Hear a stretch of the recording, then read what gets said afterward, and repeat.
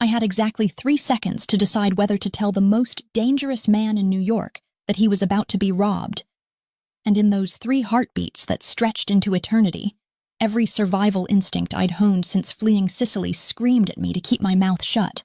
to refill the wine glasses with my eyes downcast like the invisible waitress I'd worked so hard to become, to let the $150 million deal happen in the gilded private dining room of Monarch without breathing a word about the forged signatures I'd spotted on those contracts from 12 feet away. But my father's voice echoed in my memory, his calloused hands guiding mine over parchment in our Palermo workshop years ago, teaching me to see what others missed, and the words left my mouth in perfect Sicilian before my brain could stop them, before fear could strangle the truth in my throat, before I could remember that speaking up in the world of men like these was the kind of mistake you didn't survive. "Che la firma è falsa, Don Marchetti," I said, and the temperature in the room dropped 20 degrees as 5 pairs of eyes turned toward me with the weight of executioners' gazes, my hand trembling so violently that the Barolo I'd been pouring splashed against the rim of the crystal glass like drops of blood. "That signature is fake." The silence that followed was the kind that preceded violence, the held breath before the storm. And I watched in horror as my entire carefully constructed life in New York crumbled in the space between heartbeats, because I'd just interrupted the most powerful mafia boss in the city during a business deal that could have bought a small country. And women like me, invisible, powerless, running from ghosts, didn't speak unless spoken to, didn't interrupt men who could make bodies disappear into the East River with a snap of their fingers, didn't survive this kind of audacity. But there was something about the man at the head of the table that had made me reckless, something in the brutal elegance of Don Dante Marchetti that called to the part of me I'd been trying to bury since my father's murder, the part that understood the language of power and deception, the part that recognized a master when she saw one and couldn't bear to watch him be played for a fool. He was devastating in the way ancient statues were devastating, all sharp angles and cold marble perfection, with ice-blue eyes that could freeze your blood or burn straight through to your soul, depending on his mood. And I'd been watching him all evening from my station by the wine cabinet, unable to look away, even though I knew better than to stare at predators. His tailored black suit probably cost more than I'd make in 5 years of serving overpriced pasta to Manhattan's elite. And he wore power like other men wore cologne,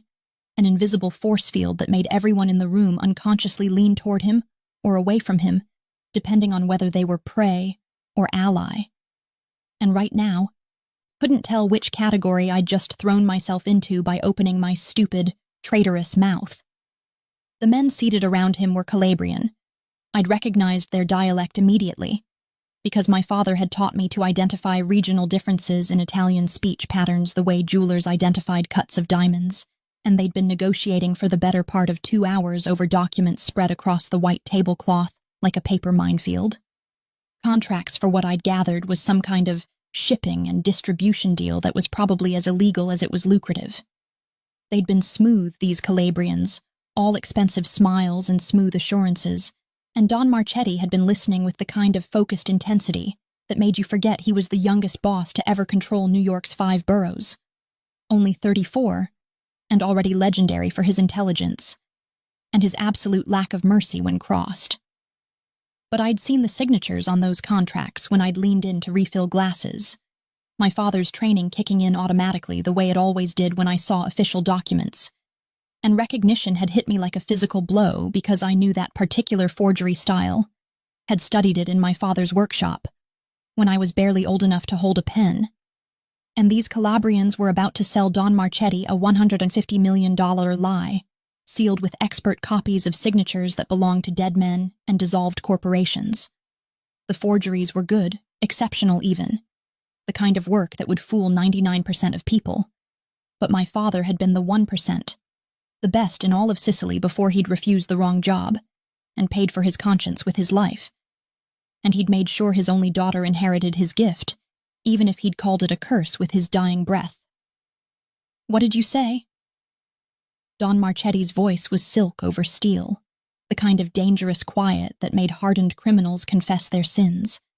and I realized with dawning horror that I'd just gambled my life on the hope that he valued truth more than he hated disruption, that his reputation for ruthlessness was matched by his reputation for intelligence, that he wouldn't kill the messenger just for delivering impossible news. I swallowed hard, feeling the weight of his attention like a physical touch, like standing too close to a furnace or the edge of a cliff, and forced myself to meet those ice-blue eyes even though every cell in my body screamed to run, to apologize, to take it back and disappear into the blessed anonymity of the serving class where I belonged. The signatures on page 7 and page 12 of those contracts are forgeries, Don Marchetti. I repeated in Italian this time instead of Sicilian, my voice somehow steady even though my knees were shaking beneath my black waitress uniform, the professional mask I'd worn for 3 years in this restaurant, suddenly feeling paper-thin and utterly inadequate. The baseline pressure is wrong. The terminal strokes don't match the exemplars, and whoever forged them used a modern ballpoint pen when the dates indicate these should have been signed with fountain pen ink from the 1980s. The Calabrian across from Don Marchetti went completely still, and I watched his hand drift toward his jacket in slow motion, watched the calculation flash across his face as he weighed whether to deny or to act. And I knew in that moment that I'd been right, that my father's ghost had guided my eyes to see the truth, but that being right might not be enough to save me from the consequences of speaking it. The other Calabrians shifted in their seats like wolves preparing to strike, and I felt the walls of the private dining room closing in, felt the trap I'd walked myself into with my inability to keep silent in the face of injustice or stupidity.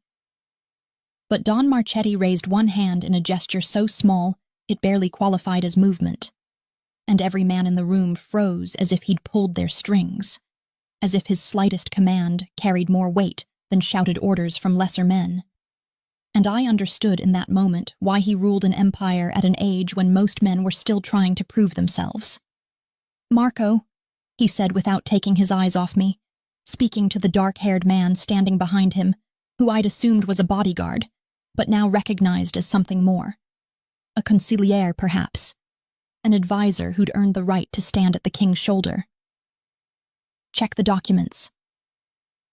The next 5 minutes were the longest of my life, longer than the night I'd fled Palermo with my mother, while my father's blood was still wet on our kitchen floor, longer than the 2 years I'd spent watching cancer eat my mother alive in a Brooklyn hospice. And I stood there with the wine bottle still clutched in my shaking hands, while Marco examined the contracts with a jeweler's loupe and a portable black light that he produced from somewhere inside his jacket, while the Calabrians sat rigid and sweating despite the air conditioning, while Don Marchetti watched me with an expression I couldn't read, something between curiosity and calculation, and perhaps the faintest hint of amusement at the chaos I'd unleashed. The silence was suffocating, broken only by the rustle of paper and Marco's quiet breathing, and I found myself cataloging escape routes even though I knew it was pointless, even though men like these had exits covered before meetings even started, even though running would only delay the inevitable. "She's right," Marco finally said, his voice carefully neutral, but I heard the undercurrent of shock, heard the implications crashing through his professional composure like a wrecking ball through glass. "The signatures are exceptional forgeries, probably Corleonese style based on the technique,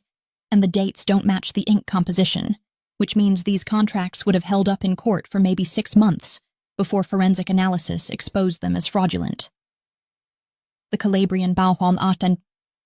who'd been reaching for his jacket, made his move, but he was too slow. Everyone in the room was too slow except for Don Marchetti, who moved like lightning-made flesh, his hand already on the gun at his hip before the other man's weapon cleared leather. And I watched frozen in horror and fascination as the most powerful crime boss in New York pressed the barrel of a Beretta against his business partner's forehead with the casual ease of a man who'd done this 1,000 times before. "I think we're done here, gentlemen," Don Marchetti said in that same silk-over-steel voice, pleasant and absolutely terrifying, and the Calabrians understood that they'd lost more than a $150 million scam, that they'd lost his trust and his mercy, and possibly their lives depending on his mood. "You'll leave now, and you'll be grateful I'm letting you walk out," instead of carrying you out. And if I ever see your faces in my city again, I'll assume you're volunteering for a very permanent retirement." They left, scrambling for the door like rats abandoning a sinking ship, and I was alone in the private dining room with Don Marchetti and Marco, and the terrible weight of what I'd just done. The bridge I'd burned by stepping out of the shadows and into the spotlight of the most dangerous man I'd ever met. My father had always warned me that our gift was a curse, that seeing too much and knowing too much would eventually get us killed, and I'd spent 8 years proving him right by running and hiding and pretending to be less than I was. And now I'd thrown away my safety for a man who probably saw me as nothing more than a convenient tool or an inconvenient witness. Don Marchetti holstered his gun with practiced ease and turned those ice-blue eyes on me with their full, devastating focus, and I felt exposed in a way that had nothing to do with the thin fabric of my uniform, and everything to do with the way he looked at me like he could see past my carefully constructed masks, straight down to the frightened girl who'd watched her father die for refusing to forge documents that would have destroyed an innocent family. "What's your name?" he asked, and it wasn't really a question. It was a command wrapped in curiosity, and I knew that whatever answer I gave would seal my fate one way or another. "Sophia Romano," I whispered, and watched recognition flicker across his features, because Romano wasn't exactly a common name in our world, because my father's reputation had survived his death, because even a Mafia boss in New York had heard of the master forger from Palermo, who'd chosen honor over survival. "Giuseppe Romano's daughter," he said, and it wasn't a question either. Just a statement of fact that carried implications I didn't want to examine too closely, and I nodded because lying to him seemed both pointless and suicidal. "Well, Sophia Romano, you just saved me from losing $150 million and looking like a fool in front of the 5 families, which means you're either the luckiest woman in New York or the unluckiest, depending on how the next hour goes." He gestured to Marco with that same economical movement that commanded without demanding, and I felt strong hands grip my arms with professional courtesy that somehow made it worse than if they'd been rough, made it clear that I wasn't being hurt, but I also wasn't being given a choice. "Take her to my car," Don Marchetti said, already straightening his cuffs, as if attempted robberies and exposed conspiracies were just another Tuesday evening. His eyes still locked on mine with an intensity that made my breath catch, and my pulse race with something that definitely wasn't just fear. "We're not finished here, Piccola, not by a long shot, and I have so many questions about how a waitress can spot forgeries that fooled my experts and speak Sicilian like she was born in the shadow of Mount Pellegrino." Marco guided me toward the door with gentle but inexorable pressure, and I went because refusing would have been stupid and pointless, and because some reckless part of me that sounded too much like my father wanted to see where this led, wanted to know what happened when you saved a monster from his enemies, wanted to understand the man who held life and death in his elegant hands with such casual grace. The last thing I saw before the door closed was Don Marchetti gathering the forged documents with a thoughtful expression that promised someone was going to pay dearly for attempting to deceive him. And I realized with crystalline clarity that I'd just stepped into a world I'd spent 8 years running from, that whatever happened next would change everything, that the careful invisibility I'd cultivated was shattered beyond repair, and that the most dangerous man in New York now knew my name, my father's name, and exactly how valuable I could be to him if he decided to keep me alive long enough to find out. I'd saved a Mafia boss from financial ruin, and now I was sitting in his penthouse while he decided whether I was an asset or a liability. And in my world, the world I'd tried so desperately to escape but had apparently been dragging behind me like chains all along,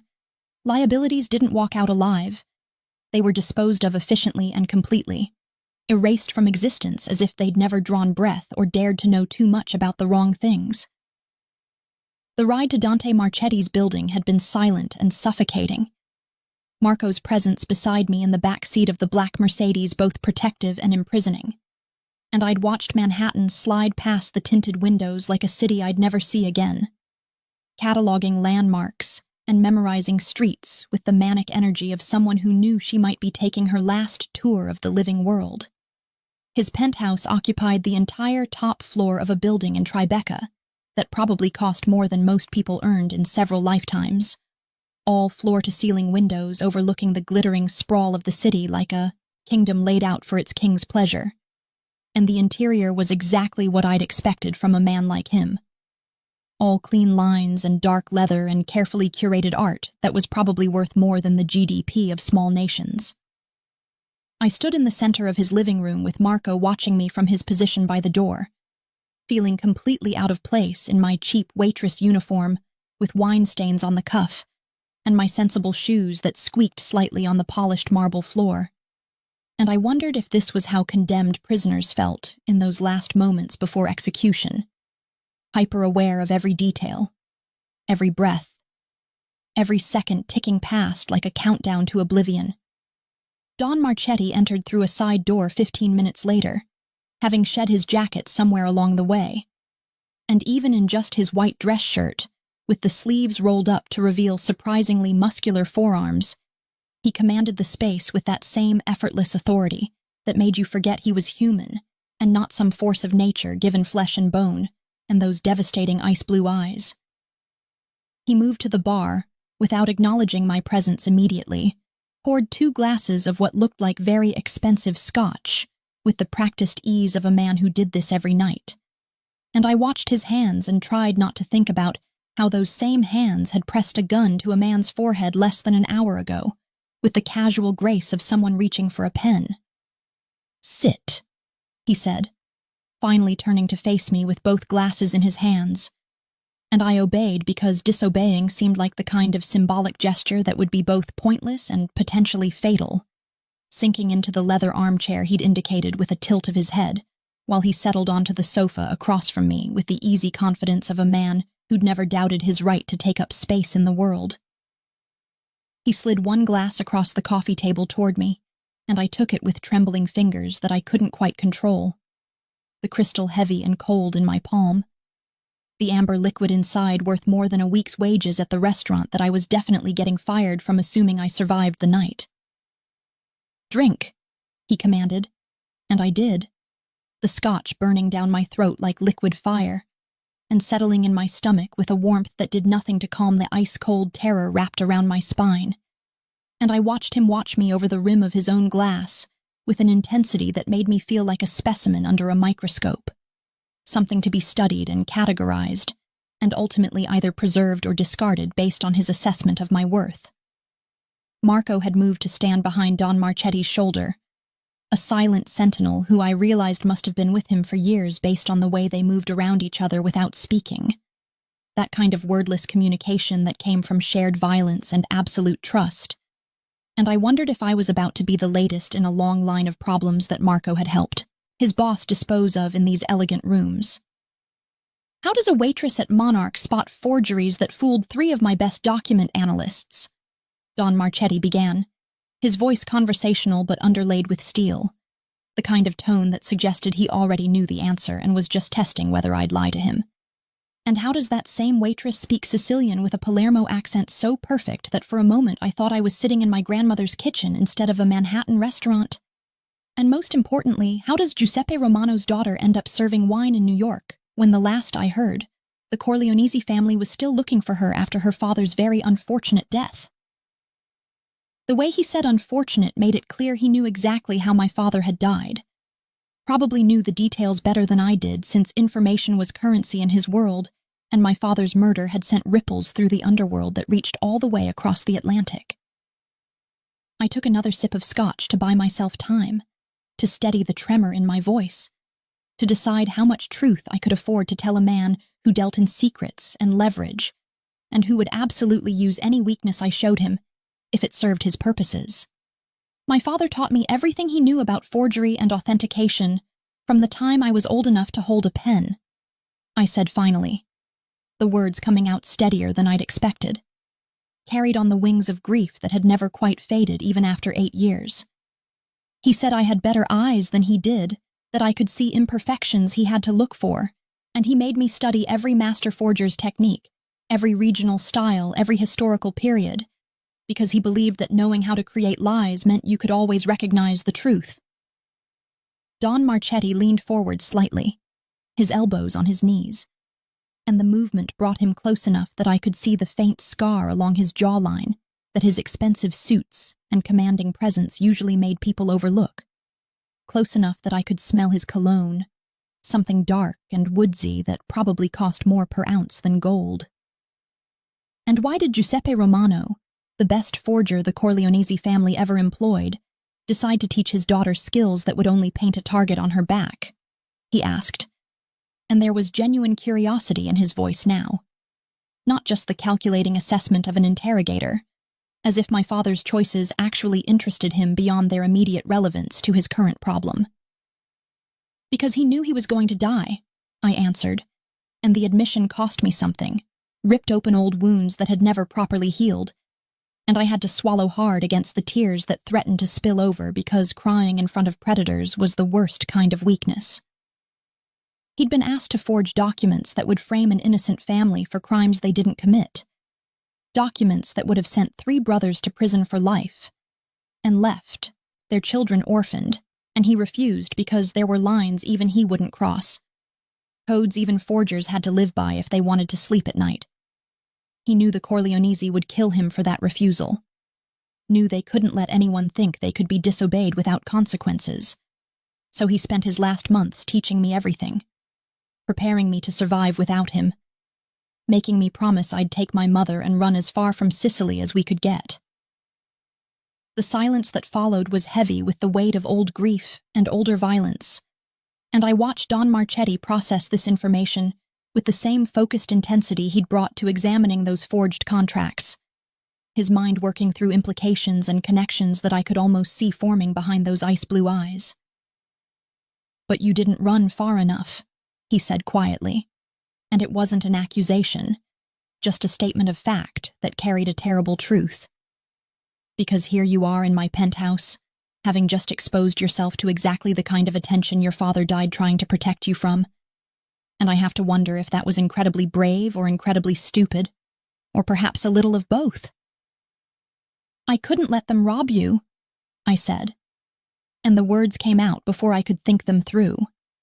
before I could calculate whether honesty would serve me or condemn me. And I saw something flicker across his features that might have been surprise or might have been something more dangerous, something that looked almost like respect. My father died because he chose honor over survival, because he believed some lines shouldn't be crossed even when crossing them would have kept him alive, and watching those Calabrians deceive you with forgeries that were good, but not perfect, that would have fooled almost anyone, but not someone who'd spent their childhood learning to see what others missed. I just couldn't stay silent and let it happen, couldn't be the kind of person who watches injustice unfold and does nothing because speaking up is dangerous. Don Marchetti studied me for a long moment that stretched into eternity. His gaze so intense I felt it like a physical touch, tracing the contours of my face, mapping the terrain of my soul, weighing whether the woman sitting across from him was worth the complications she represented, or whether disposing of her would be cleaner and safer than the alternatives. "You're either the most naively idealistic person I've ever met," he said finally, his voice carrying notes I couldn't quite interpret, "or you're running some kind of game so sophisticated that I can't see the angles yet, and I haven't decided which possibility concerns me more because both of them represent problems I don't particularly want to deal with right now." Marco cleared his throat from his position behind the sofa, a subtle sound that nevertheless carried weight, and Don Marchetti glanced up at him with one eyebrow raised in silent question, and whatever passed between them in that moment of wordless communication made Marco's expression darken in a way that sent fresh terror flooding through my veins. "The Calabrians put out a contract on her," Marco said, his voice as neutral as if he was discussing the weather instead of my imminent murder. 500,000 to whoever delivers her to them, dead or alive, but preferably alive so they can make an example of what happens to people who cost them $150 million and make them look like fools in front of the 5 families. The room spun slightly, the scotch in my stomach turning to acid, and I gripped the arms of the chair hard enough that my knuckles went white, because the alternative was collapsing into hysterics or vomiting all over Don Marchetti's probably priceless Persian rug. $500,000 was more money than most hitmen saw in a decade, the kind of bounty that would bring every killer and desperate criminal in the city hunting for me, and I'd lasted maybe 2 hours after exposing myself before becoming one of the most wanted people in New York's underworld, which had to be some kind of record for spectacularly bad decision-making, even by my admittedly questionable standards. So here's the situation, Sofia Romano, Don Marchetti said, and his use of my full name felt intimate somehow, acclaiming that I didn't have the luxury of protesting. You saved me from a very expensive mistake, and more importantly, you saved me from looking weak in front of the other families, which is the kind of gift that demands reciprocity according to the old codes that apparently your father taught you to value. But you've also become a liability, a target with a price on your head that will bring violence to anyone who shelters you. And I have to decide whether the value you represent is worth the complications you bring with you, whether your skills justify the resources it will take to keep you alive against an entire syndicate that wants you dead. He stood then, unfolding from the sofa with that same predatory grace, and walked to the windows overlooking the city, his silhouette dark against the glittering lights of Manhattan spread out below him like offerings at an altar. And I waited for his verdict with my heart hammering so hard I thought it might crack my ribs. "I'm going to make you an offer," he continued without turning around, his reflection in the glass showing an expression I couldn't read. Something between calculation and something that might have been concern if men like him were capable of such pedestrian emotions. "Work for me. Use those skills your father died giving you to authenticate documents and art and contracts for my organization.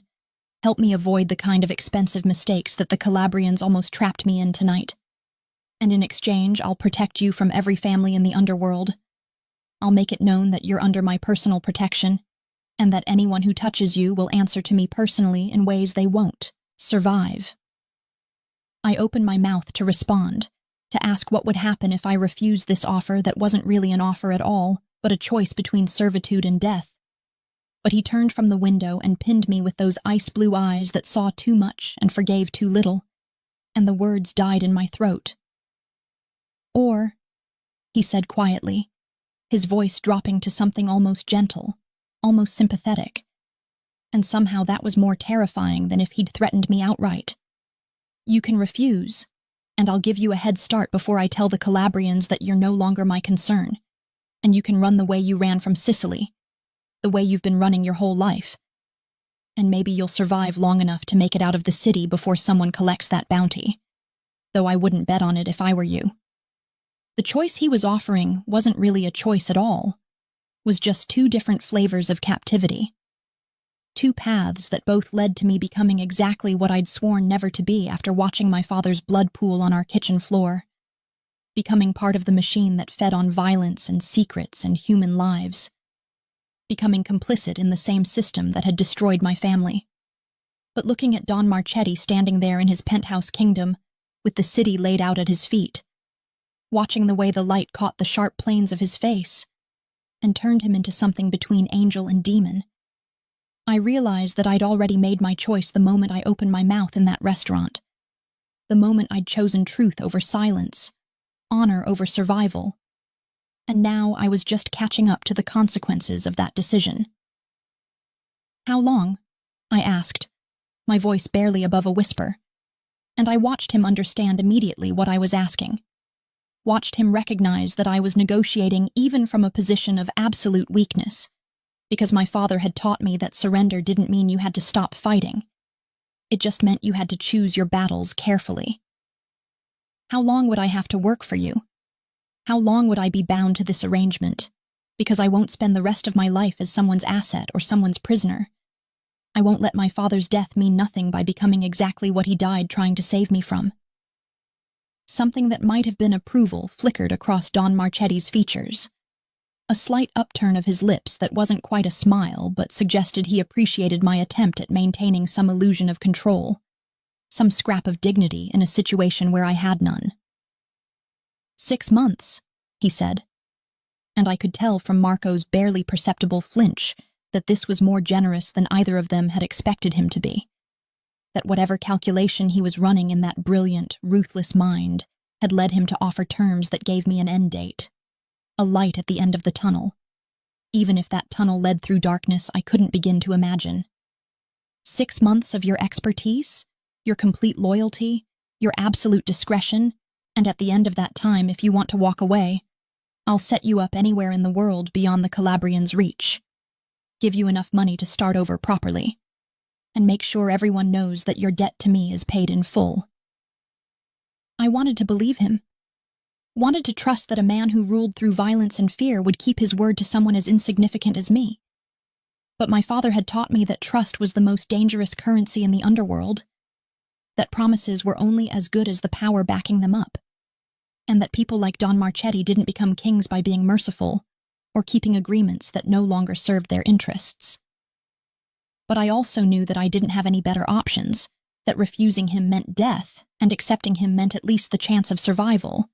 And maybe my father's ghost would forgive me for choosing life over principles when those principles would have gotten me killed before morning. I agree, I said, and watched Don Marchetti's expression shift into something that might have been satisfaction or might have been triumph. And I wondered which one terrified me more.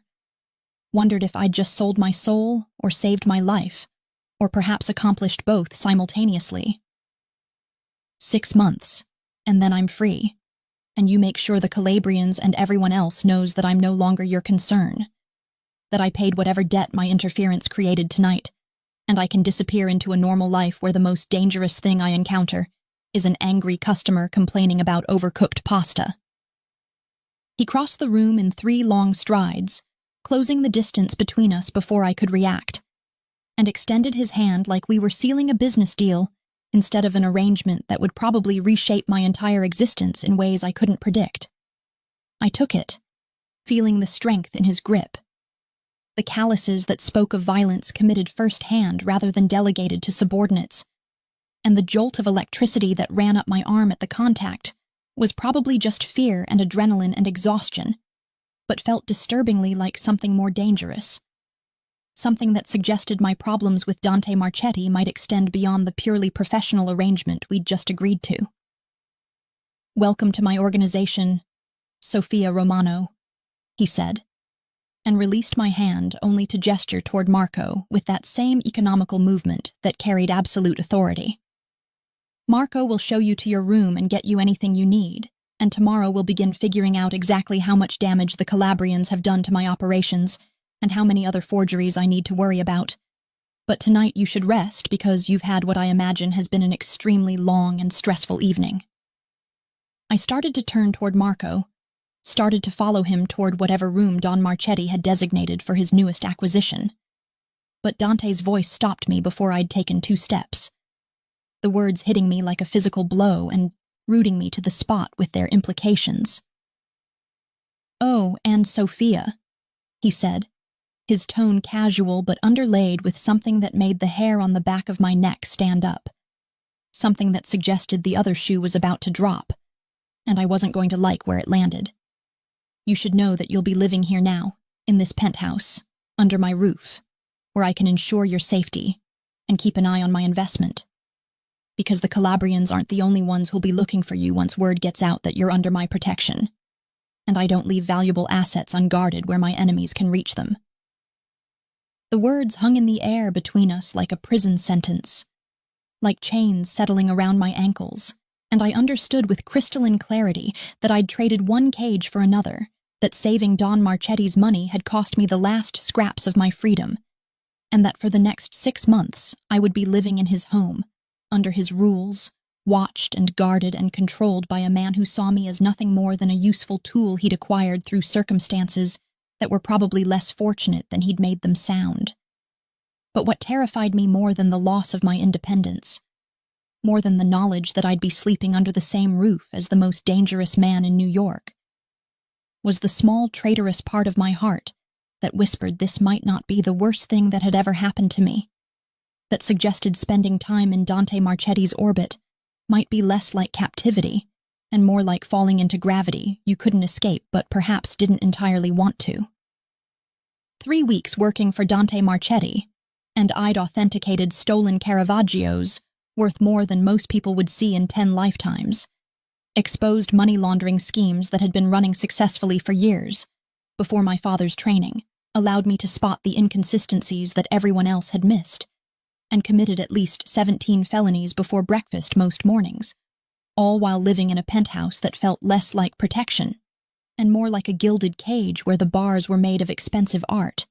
and the lock was a man whose presence seemed to fill every room even when he wasn't physically in it. I was also dangerously close to forgetting why falling for a monster was a terrible idea, why letting myself notice the way Dante's rare smiles transformed his face from marble coldness into something devastatingly human, why paying attention to the moments when his carefully controlled mask slipped and I caught glimpses of the man beneath the reputation, was the kind of mistake that would destroy whatever was left of my father's daughter and turn me into something I'd sworn never to become. The proximity was killing me slowly, burning through my defenses like acid through silk, because living under Dante's roof meant witnessing all the contradictions that made up the man who ruled New York's underworld with an iron fist wrapped in expensive Italian leather. I'd seen him execute a traitor in his own organization with cold efficiency, putting a bullet between the man's eyes without a flicker of hesitation or remorse, and then watched him spend an hour on the phone with his elderly grandmother in Sicily, his voice soft and patient as he listened to her complain about her neighbors and promised to visit soon, the Sicilian rolling off his tongue with an affection that made my chest ache with memories of my own family's kitchen table conversations. I'd watched him negotiate deals worth hundreds of millions with the ruthless precision of a grandmaster playing chess, manipulating variables and pressuring weaknesses until his opponents folded without even realizing they'd lost, and then caught him late at night, standing at those floor-to-ceiling windows looking out at the city with an expression of such profound loneliness that I'd had to turn away before he noticed me watching, before he saw that I understood what it cost to be the king of a kingdom built on violence and fear. My days had fallen into a routine that felt surreal in its domesticity, despite the criminal underpinnings, waking in the guest room that was larger than my entire previous apartment and decorated with the kind of understated luxury that screamed old money and careful taste, spending my mornings in Dante's private office examining documents and artworks and contracts while he worked at his desk across from me, the silence between us comfortable in a way that probably should have worried me more than it did. Marco had become something like a friend, or at least an ally who didn't actively want me dead, and he'd taken it upon himself to teach me the structure of Dante's organization, the delicate balance of power between the 5 families, the codes and protocols that governed the underworld like an invisible constitution that everyone followed because the alternative was chaos and war. I'd proven my worth a dozen times over,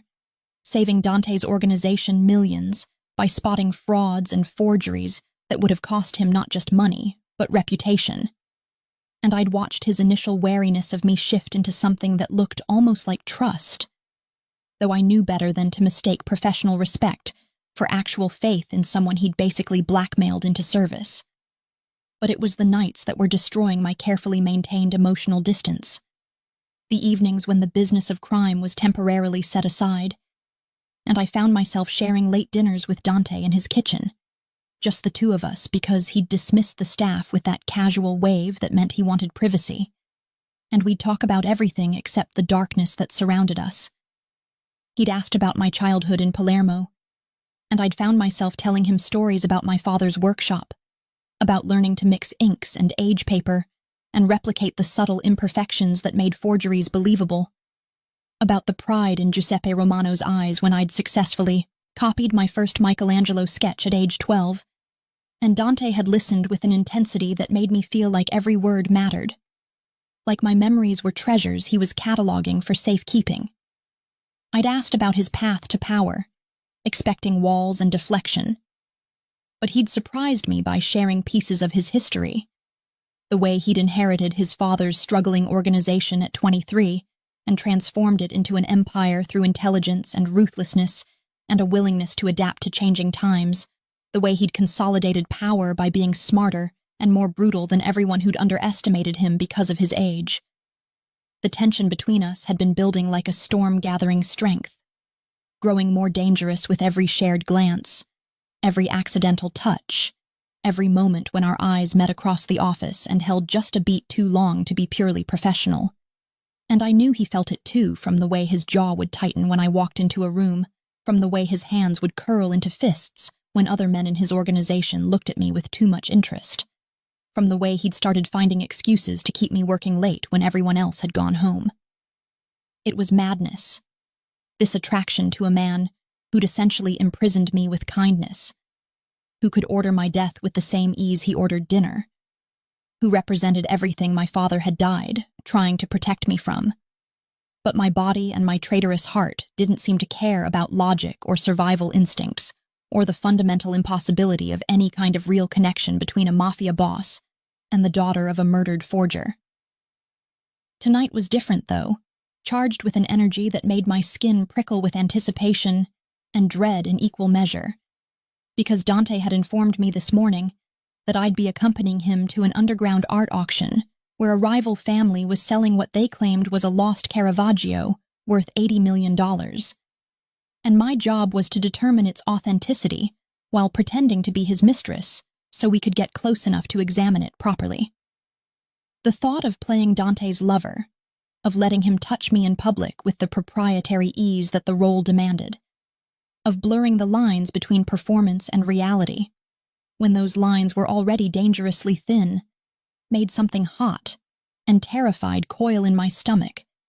made me question whether I could maintain my emotional distance when pretending not to have distance at all. Marco had brought me a dress for the occasion, black and devastatingly elegant, and cut in ways that would make it clear I belonged to Dante in the eyes of everyone watching. And I'd spent an hour getting ready in my room, applying makeup with shaking hands, trying on and discarding 3 different pairs of shoes before settling on heels that made my legs look endless and made me feel like I was wearing stilts. When I'd finally emerged and found Dante waiting in the living room, already dressed in a tuxedo that should have been illegal for how well it displayed his athletic build, the way his eyes had darkened as they traveled over me from head to toe had made my breath catch and my pulse race, had made me wonder if the danger tonight would come from the auction or from the man whose arm I'd be clinging to all evening. The auction was being held in a converted warehouse in Red Hook, the kind of place that looked abandoned from the outside, but inside had been transformed into something between an art gallery and a cathedral, with dramatic lighting and hushed voices and security that made it clear this wasn't the kind of event where you could just walk in off the street.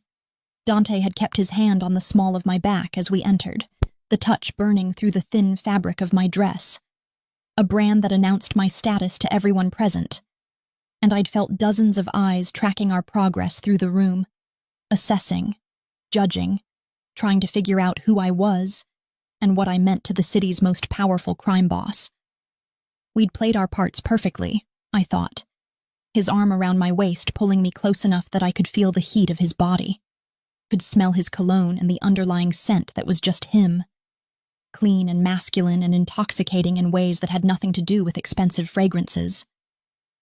He'd introduced me to various players in New York's underworld with casual possessiveness, calling me cara mia and tesoro, like the endearments cost him nothing, and I'd smiled and stayed quiet and let my body language say everything that needed saying about who I belonged to, even though the performance was carving pieces out of my heart every time he touched me like he meant it. The Caravaggio had been displayed in a private viewing room, guarded by men with guns that they weren't bothering to hide, and Dante had negotiated our way inside with the combination of charm and barely veiled threat that seemed to be his natural mode of communication with other criminals. The painting was extraordinary, a dramatic scene of martyrdom rendered in Caravaggio's signature style, with that incredible use of light and shadow that made the figures seem to glow against the darkness. And I'd felt my breath catch not just at its beauty, but at the terrible knowledge that settled in my bones as I examined it from every angle Dante's embrace would allow. "We need to get closer," I'd whispered against his neck, playing my role but also desperate to see the brushwork up close, to examine the craquelure and the canvas weave and all the tiny details that would tell me whether this masterpiece was genuine or an elaborate fraud. And Dante had tightened his hold on my waist and maneuvered us until I was close enough to see what I needed to see. Close enough that when I gasped softly as recognition hit me, it could have been from his proximity rather than from what I'd discovered about the painting. "It's real," I breathed, turning in his arms so I could look up at his face, so I could see his reaction, and I watched his eyes sharpen with the kind of focus that meant he was already calculating implications and opportunities. "It's genuine Caravaggio, probably from around 1605 based on the style and technique, worth every penny they're asking, and probably more at a legitimate auction. But Dante, it's also stolen from the Vatican's private collection, which means authenticating it publicly would make you complicit in one of the biggest art thefts in history and put you on the wrong side of not just law enforcement, but the Catholic Church, which even you probably don't want to anger." I'd watched the wheels turning behind those ice-blue eyes, watched him process the information and adjust his strategy in real time, and I knew in that moment that he was going to ask me to lie for him, to call the painting fake and save him from a political nightmare that would cost him more than money. But before he could speak, before he could make it a command or a request or whatever form his manipulation was going to take, I'd made the decision myself, stepping out of his embrace and turning to face the rival family's representative with the expression of professional disappointment that I'd practiced in mirrors when I was 16 and learning to deceive from my father. "I'm sorry to inform you that this painting is an extremely skilled forgery," I'd said clearly, loudly enough that everyone in the room could hear, watching the color drain from the seller's face as $80 million evaporated with my words. Probably created within the last 20 years by someone with exceptional technical ability. But the pigment analysis would show modern compounds, and the canvas is too uniform to be 17th century, which means you're either trying to defraud Don Marchetti or you've been defrauded yourselves by whoever sold you this piece. The aftermath had been chaos, accusations and denials and threats flying while Dante had pulled me from the room with barely controlled urgency. His hand wrapped around my wrist hard enough to leave marks, and we'd been in his car speeding back toward Tribeca before I'd had time to process what I'd done. How I'd just lied to protect him from consequences he hadn't even asked me to shield him from. The silence in the car had been suffocating,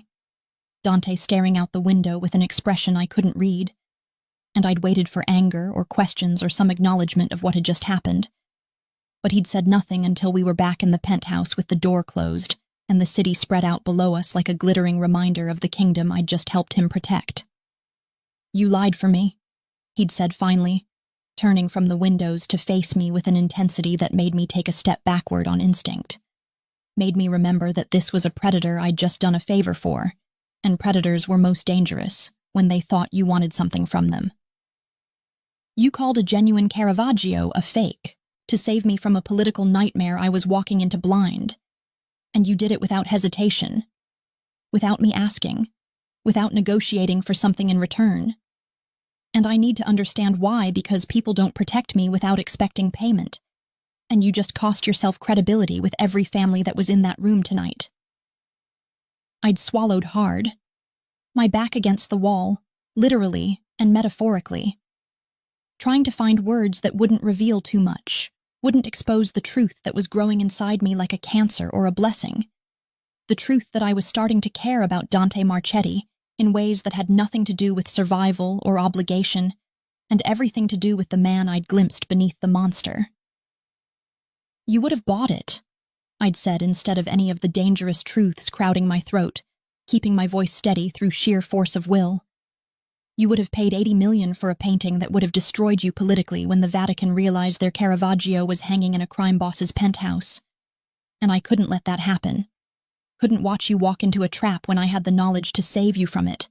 even if saving you meant lying, and even if lying meant those families will never fully trust my authentication again." He'd crossed the room in 3 strides, eliminating the distance between us before I could retreat further, and suddenly he was there, invading my space, his hands coming up to bracket my head against the wall, caging me in without actually touching me. and the heat of his body, and the intensity of his gaze and the barely leashed violence in every line of him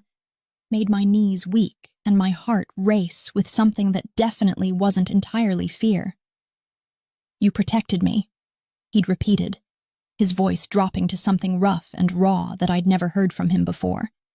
something that sounded almost vulnerable if men like him were capable of vulnerability. "You chose my safety over your professional reputation, over your credibility, over the very skills that make you valuable to me. And you did it in the space of a heartbeat without overthinking or negotiating.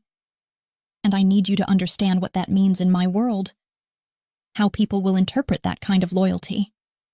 How I am interpreting it right now." "How are you interpreting it?" I'd whispered, the words barely audible over the thundering of my pulse. And I'd watched something shift in his expression, watched the careful control he always maintained start to crack around the edges, watched him lean closer until his breath was warm against my lips, and every cell in my body was screaming at me to close the distance, to take what I wanted even though wanting it was the most dangerous thing I'd ever done. "Like you're mine," he'd said, and then his mouth was on mine, claiming and possessing and destroying every defense I'd tried to maintain over 3 weeks of proximity and tension. And I was kissing him back with a desperation that should have terrified me, my hands fisting in his jacket, pulling him closer even though closer was dangerous, even though this was exactly the kind of mistake that would change everything and make the next 6 months infinitely more complicated than they already were. He kissed like he did everything else, with total focus and devastating skill, and an intensity that made me forget my own name, made me forget why this was wrong, made me forget everything except the taste of him and the feel of his hands sliding down to my waist and the way he groaned against my mouth like I was water and he was dying of thirst. When he finally pulled back, we were both breathing hard, and I could see my own shock reflected in his eyes, the recognition that we'd just crossed a line that couldn't be uncrossed, that had transformed the careful professional arrangement between us into something infinitely more dangerous and complicated. "You shouldn't have protected me tonight, Sophia," he'd said, his voice rough and his hands still on my waist like he couldn't quite make himself let go, like gravity was working differently between our bodies than it did for the rest of the world. "Now I can't let you go. Can't pretend this is just business or temporary or something I can walk away from when your 6 months are up. And I don't know if I'm angry about that or relieved. Don't know if you just saved me or damned us both." He'd stepped back then, creating physical distance even though the emotional damage was already done, even though the taste of him was still on my lips, and the feel of him was branded into my skin. And he'd walked away toward his bedroom without another word, leaving me collapsed against the wall, trying to remember how to breathe, trying to understand what had just happened and what it meant for the careful balance I'd been trying to maintain. I'd stood there for what felt like hours but was probably only minutes, my fingers touching my lips like I could still feel the pressure of his mouth on mine, my mind racing through implications and consequences and the terrible knowledge that I was falling for Dante Marchetti despite every logical reason not to. Falling for a man who could never be anything but dangerous, who represented everything I should hate, who I'd just protected without thinking, because somewhere in the last 3 weeks, he'd stopped being my captor and started being something else entirely, something I didn't have words for and didn't dare examine too closely. I'd finally pushed away from the wall and walked toward my room on shaking legs, my body still humming with the aftershocks of that kiss, my mind trying to process the magnitude of what had shifted between us tonight. But I'd only made it halfway down the hall when I'd heard Dante's door open behind me and turned to find him standing there, still fully dressed, looking tortured and desperate, and more human than I'd ever seen him. "You shouldn't have protected me tonight, Sophia," he'd repeated, and this time there was something broken in his voice, something that sounded like a confession or a warning or maybe both. "But now that you have, now that you've shown me what it feels like to have someone choose my safety over their own interests, I'm not strong enough to be noble about it, not honorable enough to maintain appropriate distance. And I need you to understand that before this goes any further, before we make this mistake that we're both clearly desperate to make despite how catastrophically it could end, I'd wanted to tell him that it was already too late, that the mistake had been made the moment I'd opened my mouth in that restaurant 3 weeks ago, that falling for him had been inevitable from the second his eyes had met mine with something more than cold calculation. But before I could find the words, before I could take the step toward him or away from him that would seal our fate one way or another, his phone had started ringing with the harsh insistence that meant emergency, that meant crisis. That meant the real world was intruding on this moment with all its demands and dangers and impossibilities. He'd answered it with visible reluctance, his eyes never leaving mine, and I'd watched his expression shift from tortured vulnerability back to cold command in the space of a heartbeat. Watched the boss reassert control over the man, watched the mask slide back into place even though I'd seen beneath it now and would never be able to forget what I'd found there. "There's a situation," he'd said after ending the call, his voice back to business even though his hands were clenched into fists at his sides, even though I could see the tension in every line of his body. "Marco found evidence of a traitor in the organization, someone feeding information to the Calabrians, and I need to deal with it now before they can do more damage, but, Sophia, we're not finished here. Not by a long shot. And when I come back, we're going to talk about what the hell is happening between us, and what we're going to do about it." He'd left then, striding toward the elevator with Marco appearing from somewhere to join him, and I'd been alone in the penthouse with my racing thoughts, and the ghost of his kiss still burning on my lips, and the terrible knowledge that something had fundamentally changed tonight, that the carefully maintained professional distance had been shattered beyond repair, and that whatever happened next would either destroy us both or transform us into something neither of us could predict. Something dangerous and impossible and maybe, terrifyingly, something real. I'd walked to my room in a daze, my mind replaying every moment of the evening, every touch and every word, and especially that devastating kiss that had felt like a promise and a threat, and a beginning and an ending all wrapped into one perfect moment of surrender. And I'd known with absolute certainty that my 6 months working for Dante Marchetti were going to be far more complicated than I'd ever imagined, that falling for him was the most dangerous thing I'd ever done, and that I was doing it anyway, with my eyes wide open and my heart already too invested to protect, already belonging to a man who'd never promised me anything except protection, and who I was starting to suspect needed protecting from his own isolation, just as much as I needed protecting from the world that wanted me dead. I'd broken my own rule and fallen in love with Dante Marchetti. And love in the Mafia was the most dangerous weapon of all, the kind of vulnerability that got people killed or worse, that gave enemies leverage and created weaknesses where none should exist. And someone was about to use it to destroy us both in ways I couldn't have anticipated, even in my darkest nightmares, about what happened to women stupid enough to give their hearts to monsters who wore beautiful faces and spoke with voices that could convince you safety existed in their arms. The morning after that kiss, after Dante had left to handle his crisis, and I'd spent the night replaying every moment until exhaustion finally dragged me into fitful sleep, I'd woken to find him already gone again, a note on the kitchen counter in his precise handwriting saying only that he'd be back tonight and that we needed to talk. And the anticipation of that conversation had left me restless and anxious all day, pacing the penthouse like a caged animal, unable to work or focus or think about anything except the feel of his mouth on mine, and the way he'd looked at me like I was something precious and terrifying at the same time. But when Dante had finally returned that evening, he hadn't been alone. Marco trailing behind him, with an expression that suggested whatever they'd discovered about the traitor in their organization was worse than they'd initially thought.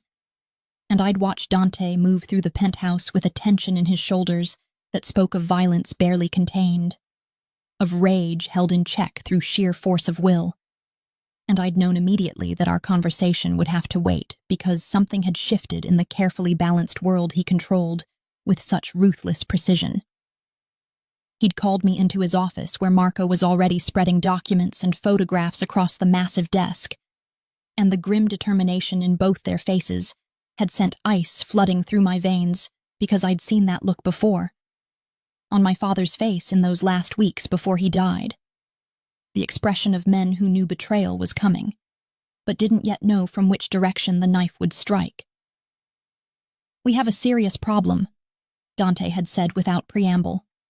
his voice carrying none of the warmth or vulnerability I'd heard last night. All business now, all cold calculation and strategic thinking.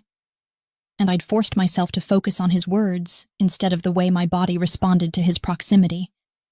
the way every cell in me wanted to close the distance between us and pick up where we'd left off, even though the timing was catastrophically wrong. "Someone in my inner circle has been feeding information to the Calabrians for at least 3 months, maybe longer,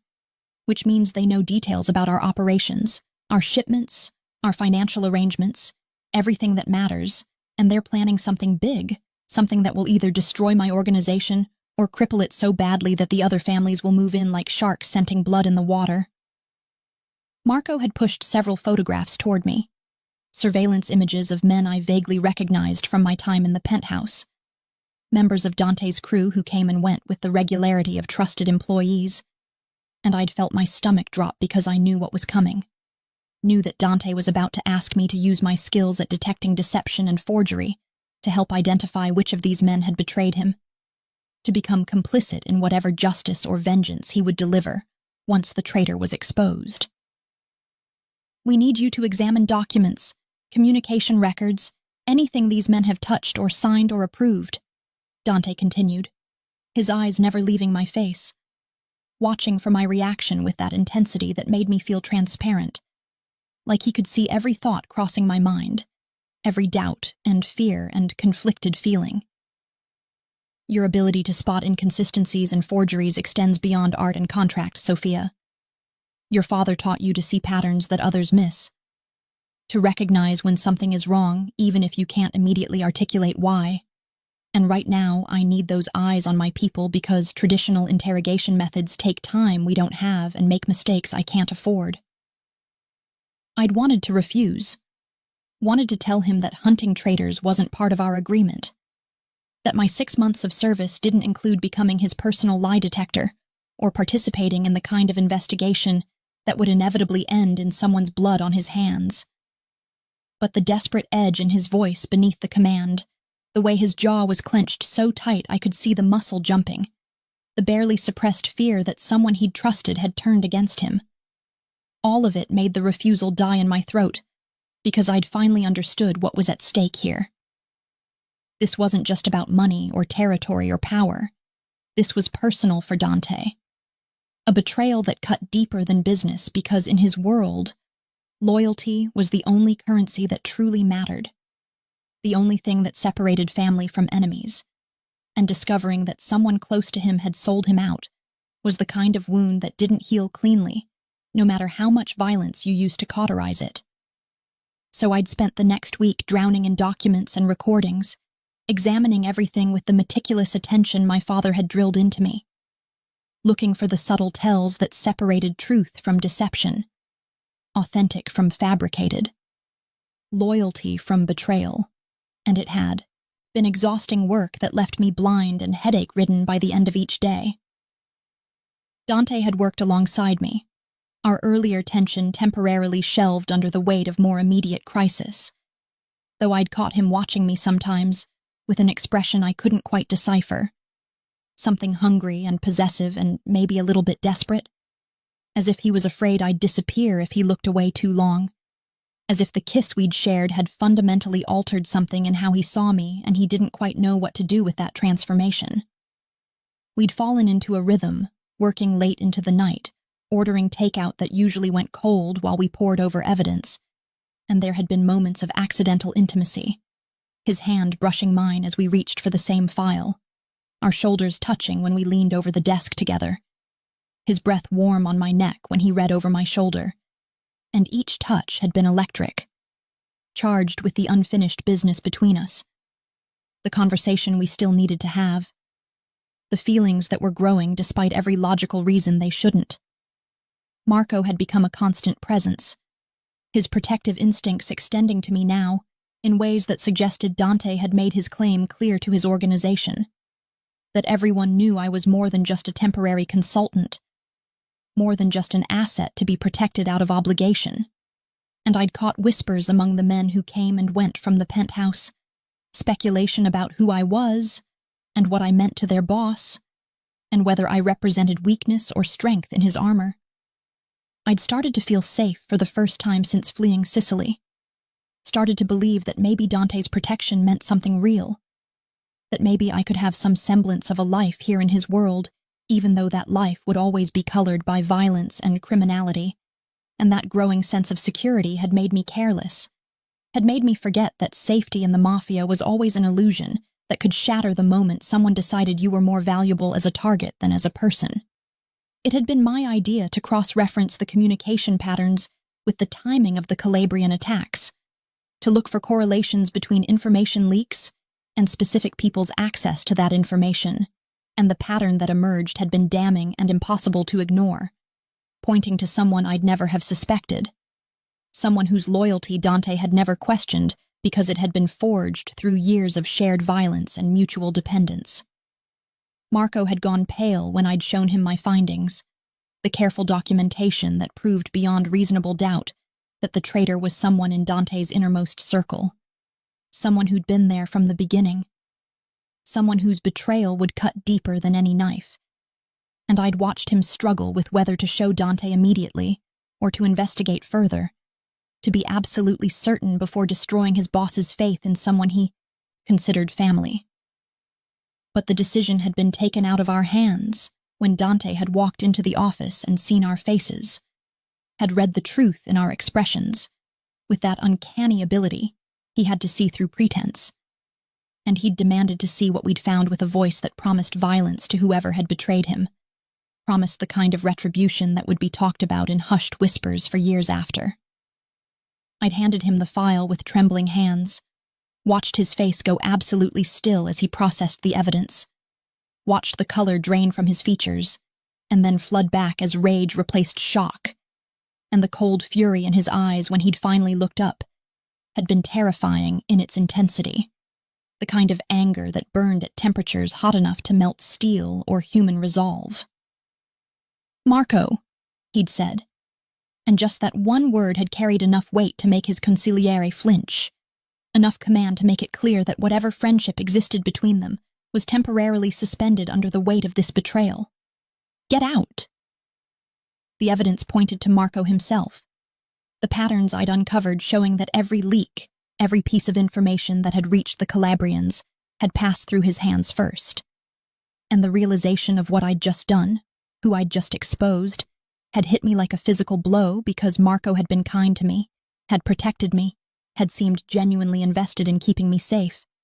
And now I'd signed his death warrant with my father's skills and my own desperate need to help Dante, to prove my loyalty, to be valuable enough that he'd want to keep me beyond the 6 months we'd agreed to.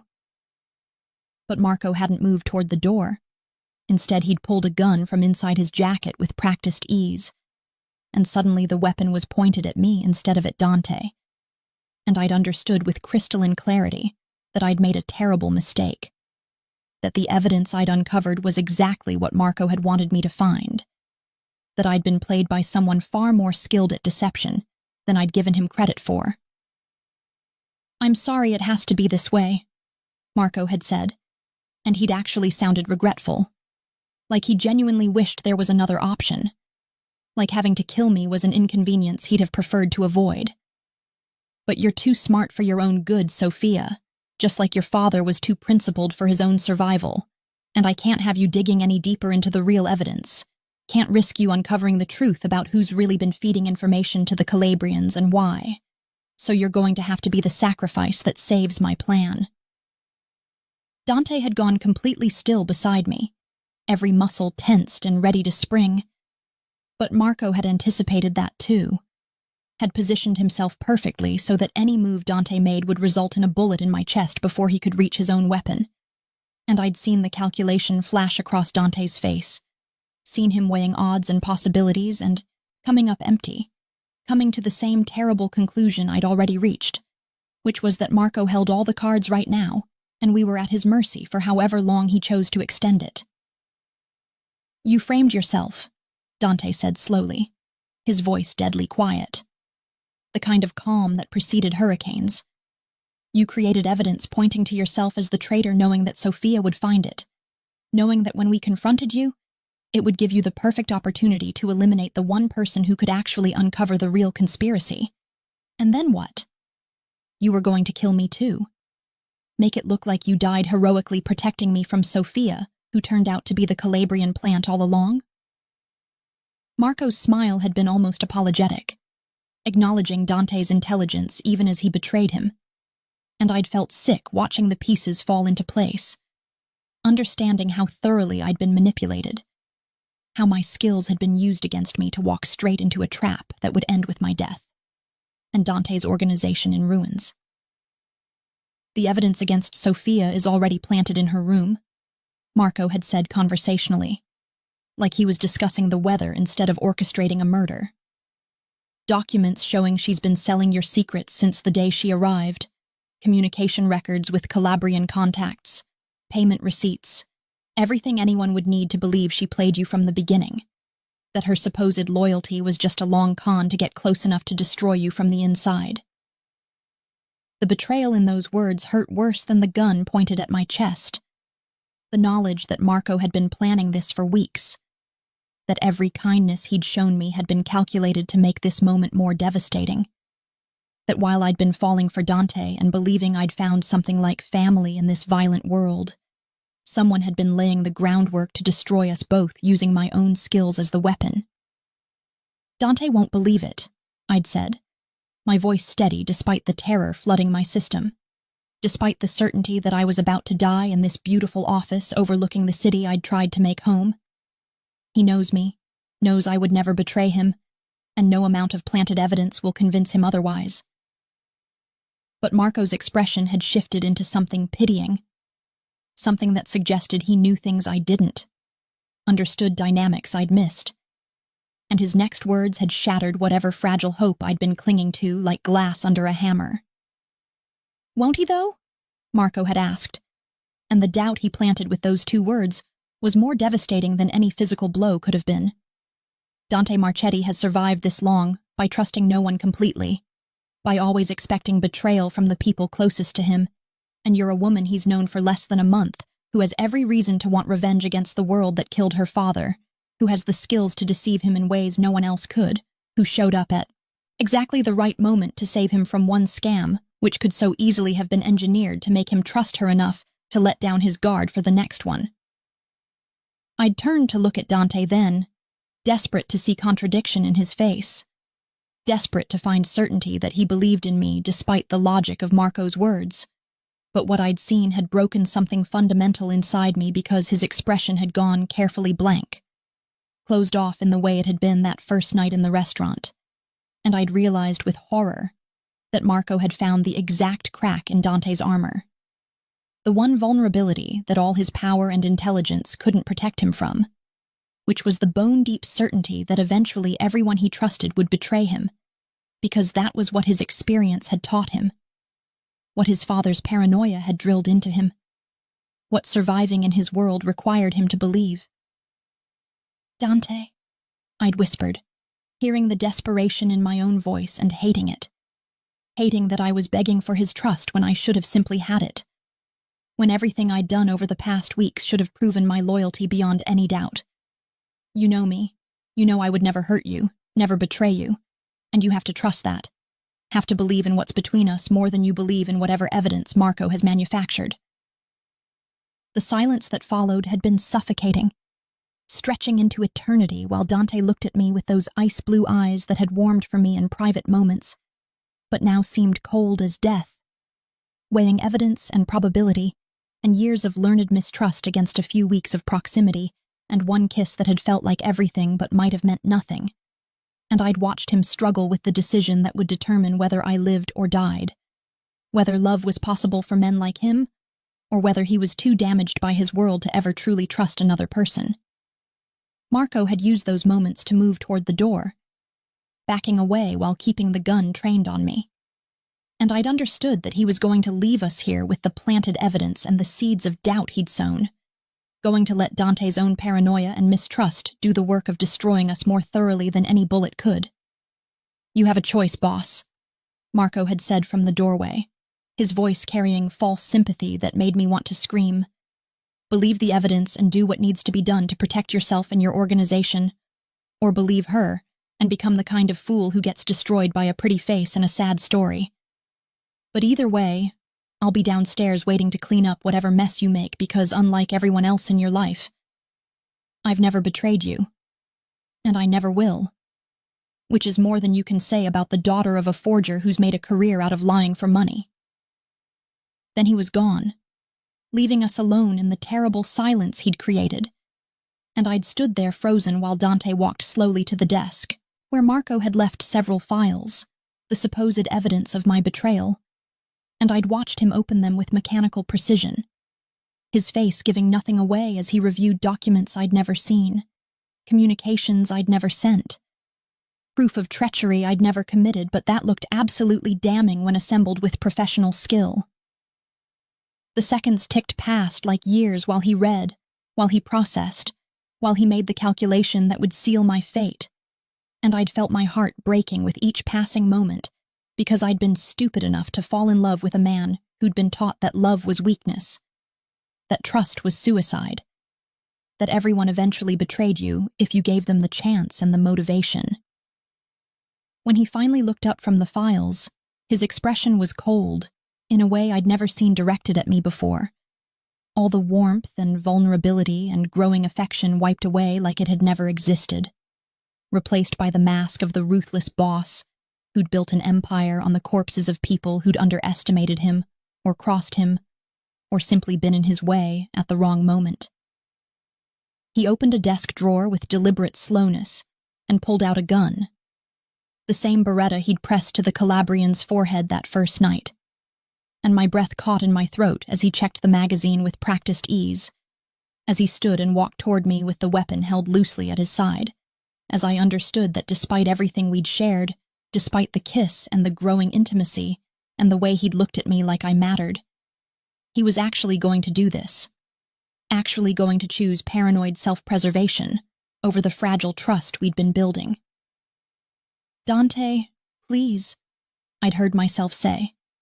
and I'd hated the pleading in my voice but couldn't stop it. Couldn't stop the tears that were sliding down my cheeks, or the trembling in my hands, or the desperate need to make him see the truth before it was too late, before he made a choice he couldn't unmake. "You know this is wrong. You know I'm not capable of this kind of betrayal. And if you kill me, you'll be alone forever, surrounded by people who fear you, or use you, or lie to you. But never anyone who actually sees you the way I do, who knows the man beneath the monster and chooses him anyway." He'd raised the gun slowly, pointing it at my heart with the same steady hand that had touched me so carefully last night, and I'd forced myself to look him in the eyes instead of at the weapon that was about to end my life. Forced myself to let him see everything I felt, even if it wasn't enough to save me. And I'd watched something flicker across his features, some crack in the cold mask, some echo of the vulnerability he'd shown me when we were alone. "If you kill me, cara mio," I'd said in Sicilian, using the endearment deliberately, making it both a reminder and a challenge, "you'll be alone forever, and you'll know you killed the only person who truly saw you, who loved you despite understanding exactly what you are, and that knowledge will haunt you for whatever years you have left before this life catches up with you and someone does to you what you're about to do to me." His finger had tightened on the trigger, and I'd closed my eyes because I couldn't watch him do it. Couldn't bear to see the moment when whatever we'd been building died along with me. And I'd thought of my father and my mother and the life I'd tried so hard to build from the ashes of my past. And I'd thought it was fitting in a terrible way that I'd die at the hands of a man I loved in a penthouse, overlooking a city that had never really been mine, killed by the same paranoid mistrust that had killed my father, the same inability to believe that loyalty could exist without ulterior motives, and I'd waited for the explosion and the pain and the darkness that would follow. But the shot didn't come, and when I'd finally opened my eyes after what felt like hours but was probably only seconds, Dante had lowered the gun slightly, his hand shaking in a way I'd never seen before, and his face had transformed into something between agony and rage and desperate confusion. And I'd understood that Marco's plan had a fatal flaw, which was that Dante Marchetti had fallen for me too, had let me past his defenses despite every instinct screaming at him not to. And now he was trapped between the evidence his mind said he should trust and the connection his heart insisted was real. "Give me 5 minutes," he'd said finally, his voice rough and breaking. "5 minutes to prove your innocence, or I swear to God, Sophia, I will pull this trigger because I can't afford to be wrong about you. Can't afford to let sentiment cloud my judgment when my entire organization is at stake. So tell me how to prove Marco is lying before I lose whatever humanity is left in me and do what logic says I should have done the moment he walked out that door." Dante Marchetti had never hesitated to pull a trigger until the moment he looked into Sophia Romano's eyes and saw his own soul reflected back at him. And that hesitation had saved both our lives,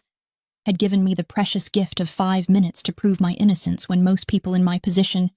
would have been dead before they hit the floor. And I'd used those minutes like a woman possessed.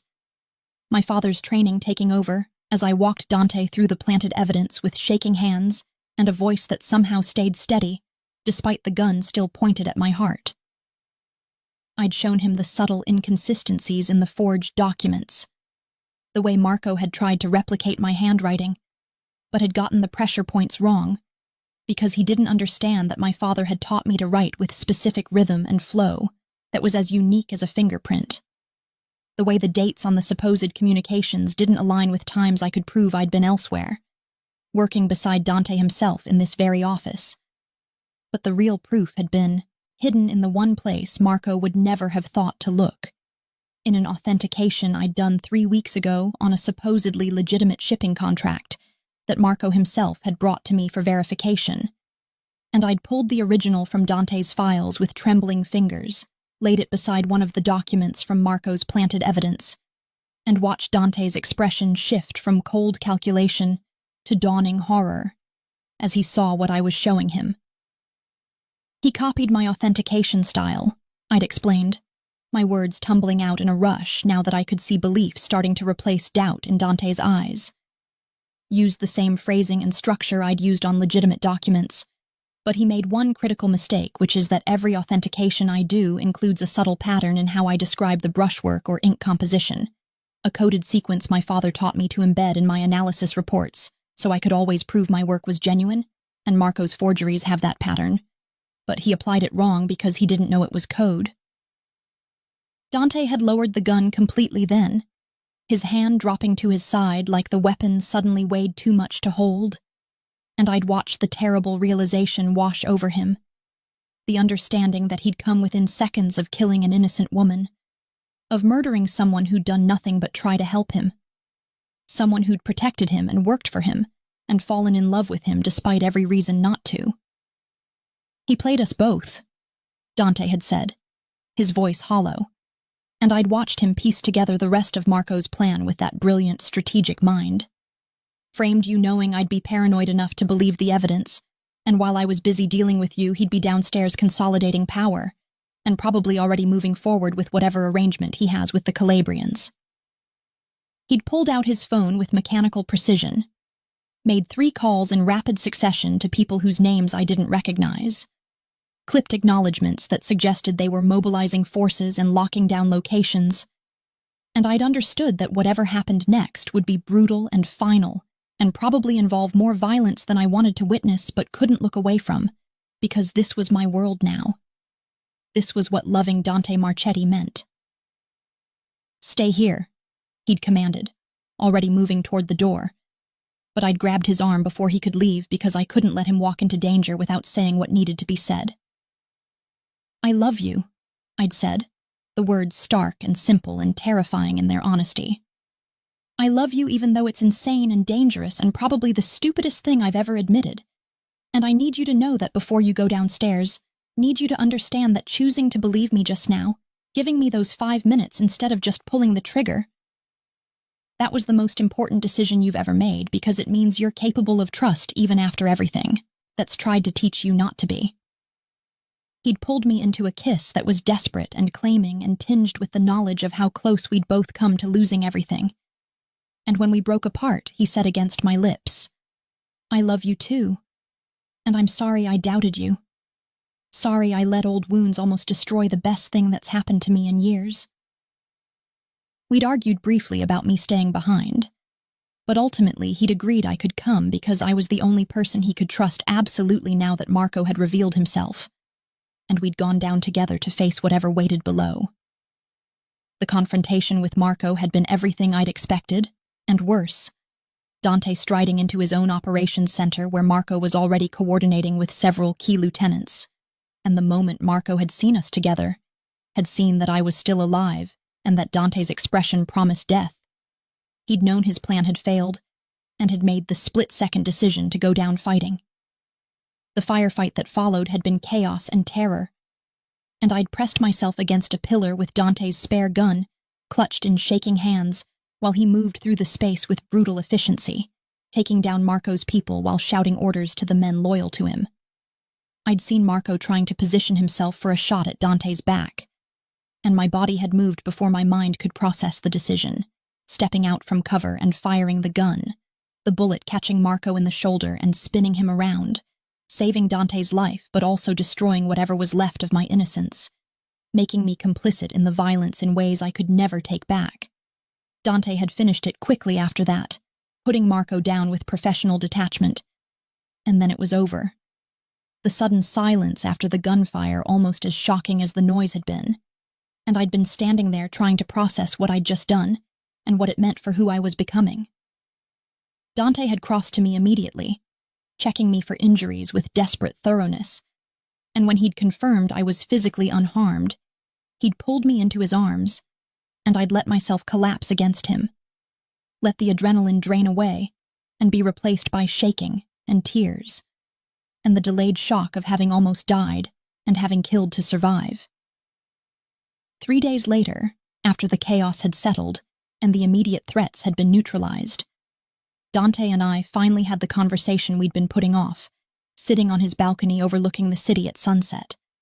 the sky painted in shades of orange and pink that seemed almost obscenely beautiful, given everything we'd been through. "I'm not letting you go," Dante had said, his voice carrying absolute conviction. "Not after 6 months or 6 years or ever, and I know that's not what we agreed to. But you've shown me that maybe there's space in this life for something real, if you're brave enough to reach for it." "I'm not going anywhere," I'd answered, feeling the truth of it settle into my bones. "I choose this, choose you, choose the dangerous, complicated, impossible life we're going to build together. But I need you to understand that I'm your partner in every way that matters, which means you don't get to protect me from the realities of your world anymore, or make decisions about my safety without consulting me." He'd pulled a small box from his pocket and opened it to reveal a ring that was simple and elegant, and said, "Then let me make you a different offer than the one I made that first night. Not 6 months of employment, but a lifetime of partnership. And I'm asking you to wear this as a promise that when you're ready, I'll ask properly, and hope you say yes." I'd taken the ring and slid it onto my finger where it caught the dying light and seemed to glow like captured fire, and said, "Ask me again in 6 months, when we've had time to be normal together, whatever normal means for people like us, and I'll give you an answer that doesn't come with any hesitation at all." 6 months later, Dante asked again, this time with my mother's ring that he'd somehow tracked down and purchased, giving me back a piece of my past while promising me a future. And I'd said yes without any doubts, because by then I'd learned that Dante Marchetti was more than just a boss or a criminal. He was a man who kept his word and protected what was his, and loved with the same intensity he brought to everything else in his life. Now, standing in the same penthouse where I'd almost died, and had instead found love, looking out at the city that had become mine through choice, I thought about how the scared girl who'd fled Sicily had transformed into a woman who ruled beside the most powerful man in New York, who used her father's cursed gift to protect rather than exploit, who'd found family in the last place she'd ever expected to look. Dante came up behind me, his arms wrapping around my waist as we looked out at the glittering city together, and I leaned back into his embrace, into the certainty of his presence and his love. "What are you thinking about, cara mia?" he murmured, and I turned in his arms so I could see his face. "I'm thinking that I saved you from a $150 million scam," I answered. "But you saved me from a life half-lived, from spending forever hiding what I was and running from what I could become, and together we built something that shouldn't exist but does, something beautiful and terrible and strong enough to weather anything, and I wouldn't change a single moment of how we got here because all of it led to this. To us. To finding home in the most unlikely place and the most impossible person." He kissed me then, soft and deep and full of promise, and when we broke apart, he was smiling. "You talk too much, Sophia Marchetti," he said, and I laughed because it was true. But I wouldn't change a single word, wouldn't change anything about you or us or how we got here. And standing there in our penthouse kingdom, wrapped in the arms of a man who'd been a monster until I'd shown him he could be more,